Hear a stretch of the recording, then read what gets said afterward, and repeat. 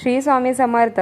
उद्या आहे हरतालिका। हरतालिकेच्या दिवशी आपल्याला 2 उपाय करायचे आहेत। पहिला उपाय, मनासारखा जोडीदार मिळावा, आपल्यासाठी जो चांगला आहे तो जोडीदार मिळावा। नवरा बायकोंमध्ये जे काही वाद आहेत ते विकोपाला जर गेले असतील, त्याचबरोबर आपण आज सेवा बघणार आहोत, तर व्हिडिओ सगळा बघा, म्हणजे तुम्हाला सगळ्या प्रश्नांची उत्तर मिळतील। हा जो उपाय करायचा आहे, मासिक धर्म, विटाळ, सूतक तर करता येणार नाही। अर्थात तुम्ही गर्भवती असाल, तुम्हाला सांगितले ते उपाय जर तुम्ही करू शकता। हे जे उपाय आहे तो ज्यांचं मुलींचं लग्न व्हायचं आहे, कुमारिका आहेत, तर मुली आहेत, हरतालिका आपण लग्नानंतरच धरत असतो, पण कॉलेजला जात असतात, शिक्षण असते, त्यामुळे हरतालिका व्रत हे काही नियम अटी आहेत आणि तिखट खायचं नाही, फलाहारच घ्यायचा असतो। त्यानंतर मुली असं बोलतात, आम्ही लग्नानंतरच करणार आहे। ज्यांना करायचं आहे त्यांनी करू शकता। बऱ्याच मुली लग्नानंतरच करतात। थोडक्यात तुम्हाला उपवास असेल किंवा नसेल तर आपल्याला हा उपाय करायचा आहे। मनासारखा जोडीदार मिळावा, आम्हाला असं काही म्हणतात की आम्हाला हा मुलगा पाहिजे आहे, त्याच्याशीच माझं लग्न व्हायला पाहिजे, म्हणून काही सेवा आहेत का, तर देवाला किंवा महाराजांना तुमच्यासाठी जे योग्य आहे तेच मागावे। आपल्याला माहिती आहे महाराजांनी आपल्यासाठी जे योग्य आहे तेच देतात, आपल्याला काही हवे ते देत नाहीत।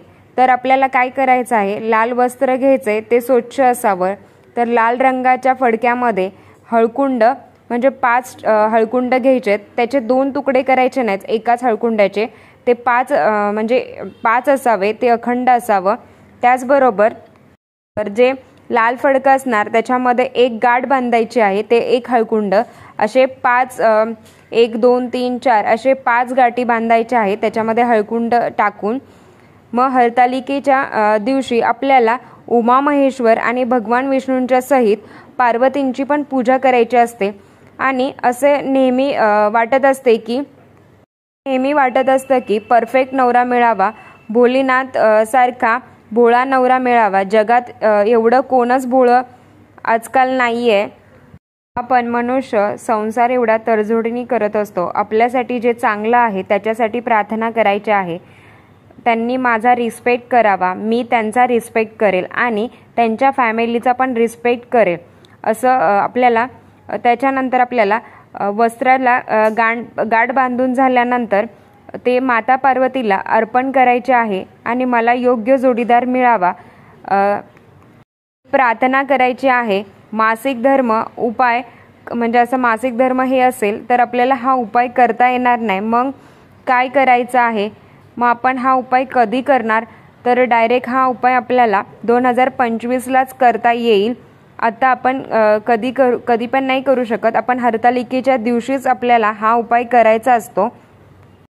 नवरा बायकोमधले वादविवाद कमी होण्यासाठी उपाय करायचा आहे। जगातले प्रत्येक जोडप्यामध्ये काही ना काही कुरकुर तर मतभेद नॉर्मल तर असतातच। कुठलंच कपल असं नाहीये की त्यांच्यामध्ये भांडणं होत नाहीत।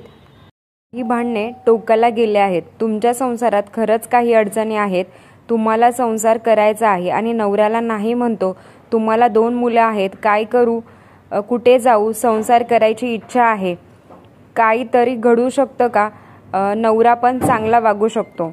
मला सांगायचं आहे, तुम्ही जवळपास दिंडोरीपासून जर जवळ असाल तर दिंडोरीमध्ये कुठले लोक येत असतात गुरुमाऊलींकडे सेवा घ्यायला। तुमची जर इच्छा असेल, तुमच्या आयुष्यात जर खरंच काही अडचणी असतील तर तुम्ही तिथे कधी जायचं आहे, तर रविवारी आणि गुरुवारी तिथे प्रॉब्लेम दिंडोरी प्रणित म्हणजे नाशिक इथे आपल्याला तिथे जायचं आहे आणि तिथे प्रश्न उत्तरे होत असतात।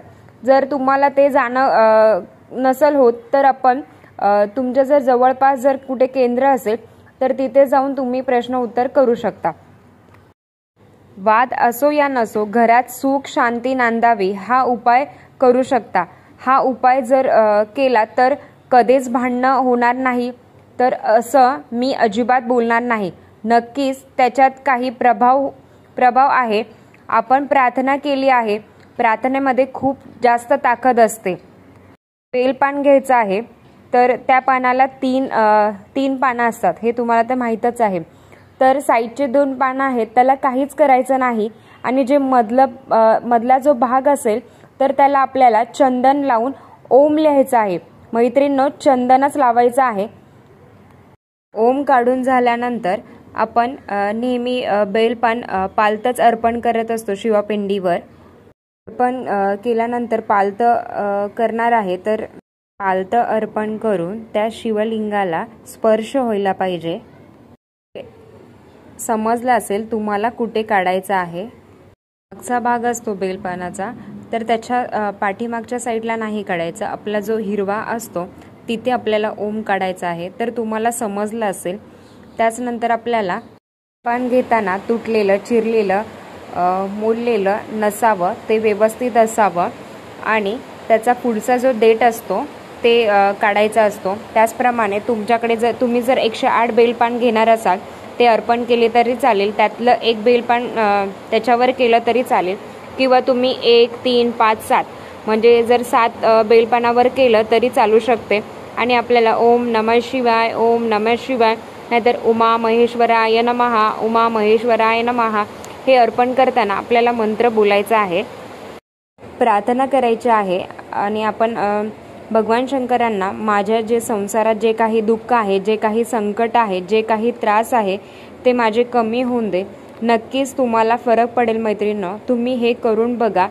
आणि जर तुम्हाला मासिक धर्म हे जर असेल, विटाळ असेल, तर हे आपल्याला करता येणार नाही. डायरेक्ट आपल्याला 2025ला जेव्हा हरतालिका असेल तेव्हा करता येईल. आणि अर्थात जर गर्भवती असाल, तुम्ही जर 5वा 6वा महिना कितवा जरी महिना असेल तरी तुम्ही हा उपाय करू शकता.